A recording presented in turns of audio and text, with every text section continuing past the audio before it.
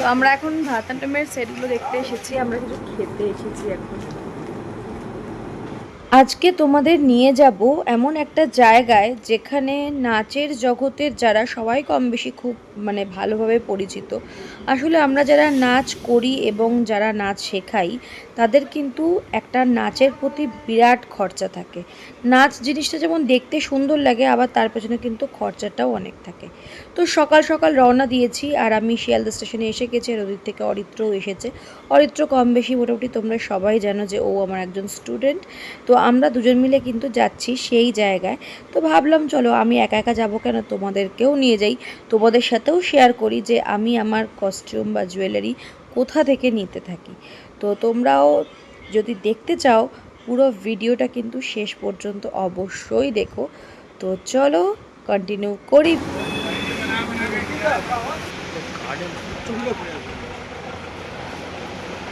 এটা তো butter silk মনে হচ্ছে।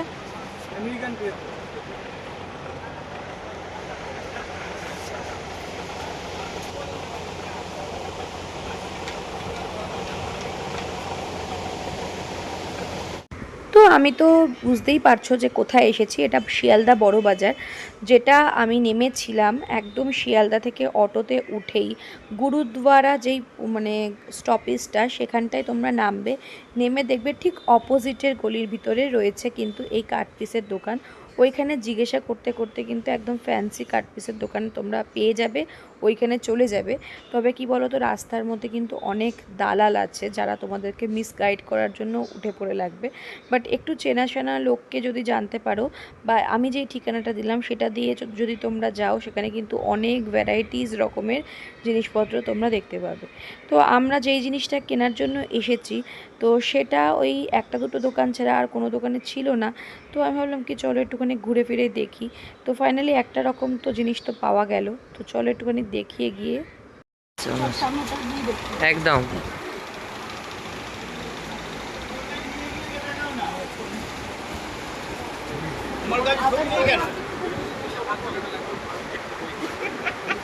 अग्रवाल का दुकान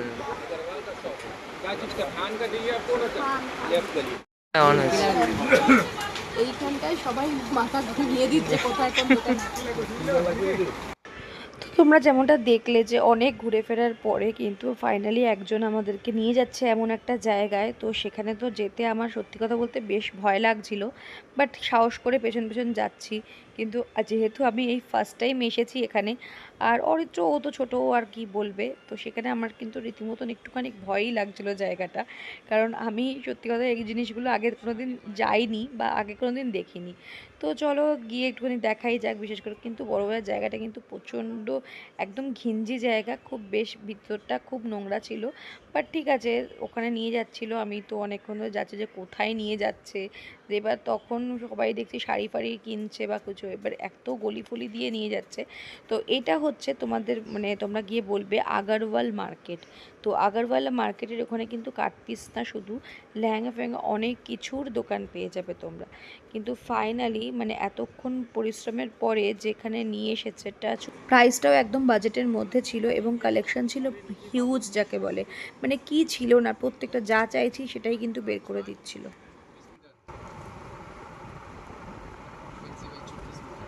একটু হিসাবটা করতে চাই। হ্যাঁ,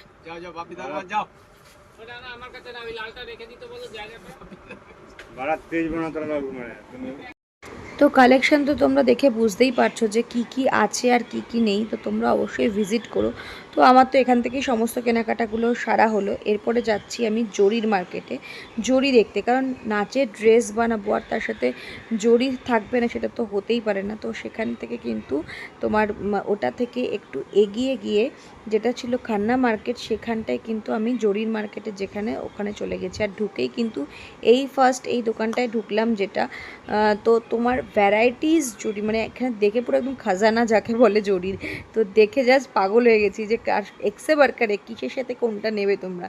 আর এখানকার যে উনি লোকটা ছিল, যে ওনার ছিল, সেও কিন্তু ভীষণ ভালো, আমাকে বেশ অনেকটা টাকাই কিন্তু কম করেছে।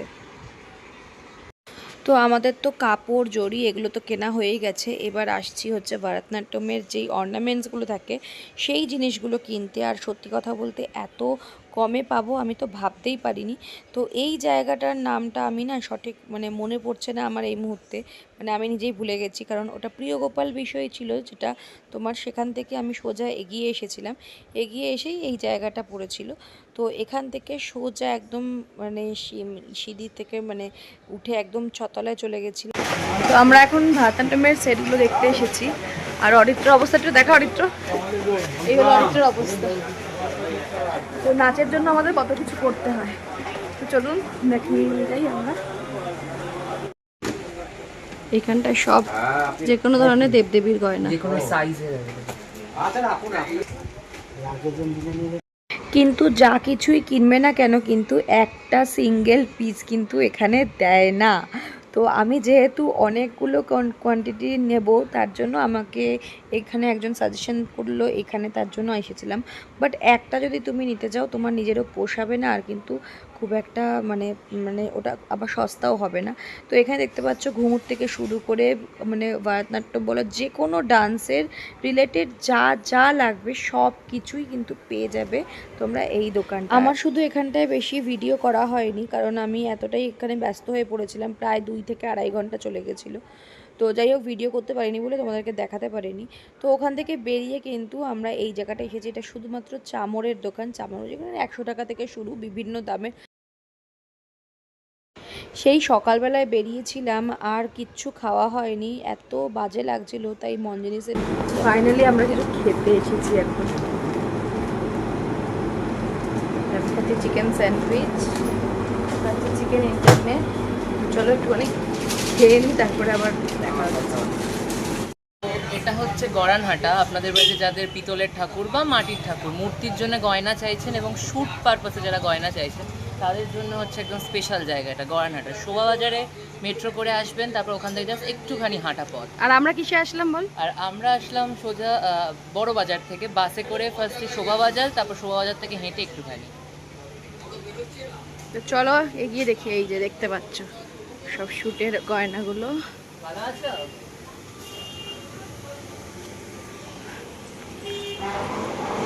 চিনে গেল, চিনে গেছে। আশা করি তোমরা বুঝতেই পারছো যে আমাদের আজকে সারাটা দিন কী রকম চলেছে, আর আমরা কোথা থেকে কোথায় এসেছি গয়নাগাটি কিনতে। আসলে কি বলতো, তোমাদেরকে লাস্ট ভিডিও যেটা দেখালাম যে বড় বাজারে যেই দোকানগুলো, সেখানে কিন্তু সব কিছুই নিতে গেলে 2 কি 3টে কি 4টের মতন সেট, মানে ওদের যা পেয়ার থাকবে সেটাই নিতে হবে। কিন্তু এইখানে কিন্তু তুমি চাইলে একটারও যা দাম, 100টা নিলে 100টারও তাই দাম। জাস্ট চোখ বাহ, আমি এখান থেকে নোজপিন নেবো। দিদি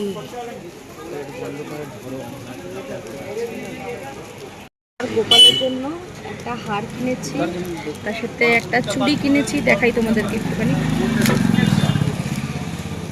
এটা হলো বাঁশি, এটা হলো চুড়ি, আর এটা হলো হার, আর সাথে একটা এরকম তো সুন্দর একটা মুকুট। 4650।